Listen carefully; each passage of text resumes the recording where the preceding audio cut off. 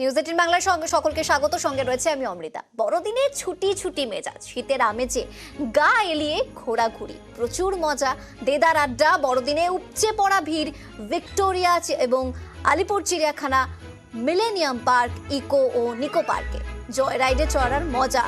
আর এখন ইকো পার্কের ছবিটা দেখুন, সেখানে প্রচুর ভিড়, মানুষের মুড একেবারে ফেস্টিভ মুড। আর কচি কাঁচা তারাও কিন্তু আনন্দে সামিল। এই কটা দিন কিন্তু আর পড়াশোনার চাপ নেই।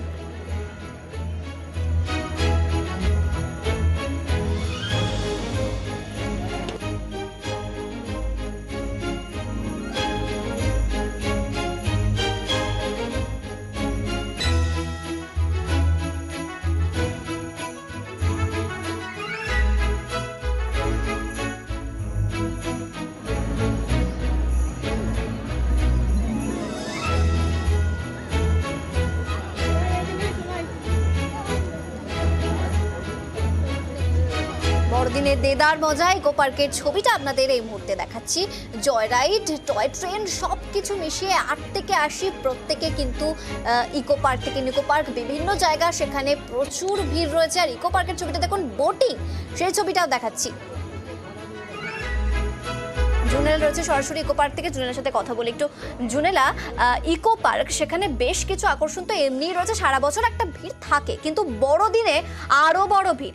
এখন তুমি যেখানে রয়েছো, মানে তুমি তো ইকো পার্কে রয়েছো, এখন ভিড়টা কতটা? যে রেসটা তুমি দেখতে পাচ্ছ তাতে তো ভিড় আরো বাড়তে পারে।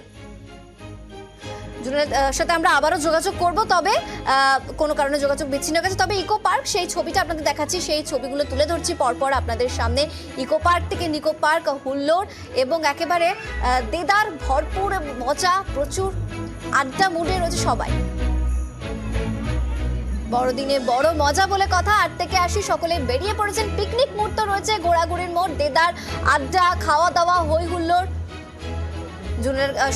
জুনেলা রয়েছে, জুনেলার সঙ্গে কথা বলবো। জুনেলা, যেটা তোমাকে বলছিলাম যে এই সময় কতটা ভিড়, আর তুমি তো ওখানে অনেকটা সময় কাটলে, ভিড়টা তার মানে বাড়ছে আস্তে আস্তে।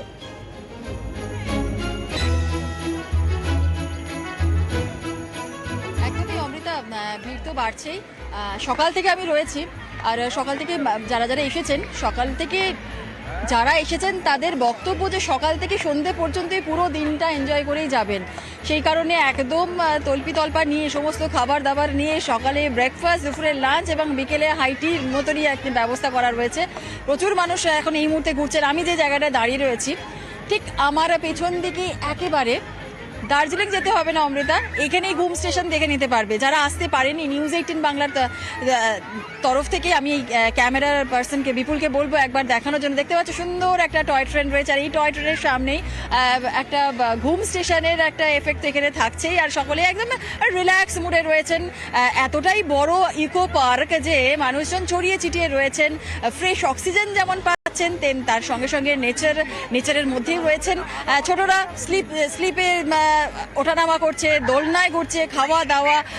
বলতে গেলে এক কথায় সকাল থেকে সন্ধ্যে পর্যন্ত এই মুহূর্তে ইকো পার্ক জমজমাট হয়ে রয়েছে। দেখতেই পাচ্ছ ছোটরা ঘুরে বেড়াচ্ছে।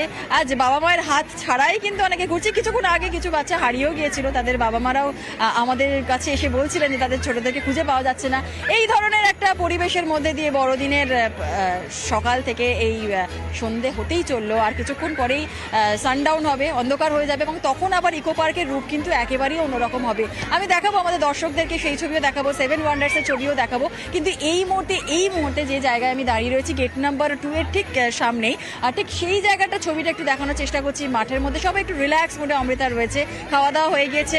আর পেট পুজো তো করতেই হয়, বাঙালি মাত্রই পেট পুজো তারা করবেনই। প্রচুর খাবার দাবার খেয়ে একটু রেস্ট নিয়ে নিচ্ছে, দিয়ে তারপরে আবার বিকেলে এখানে তারা ঘুরবেন, মজা করবেন, আনন্দ করবেন। ছোটরাও এই মুহূর্তে খেলাধুলা করছে। বলতে গেলে এক কথায় জমজমাট, প্রচুর মানুষের ভিড় হয়েছে অমৃতা।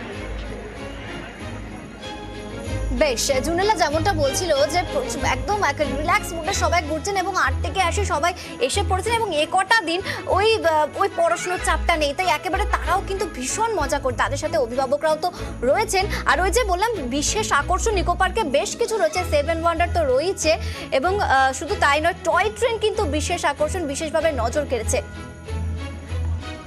জুনেলার সঙ্গে একটু কথা বলো। জুনেলা, যারা ঘুরতে এসেছেন তাদের সাথে কি কারোর সাথে কি কথা বলা সম্ভব?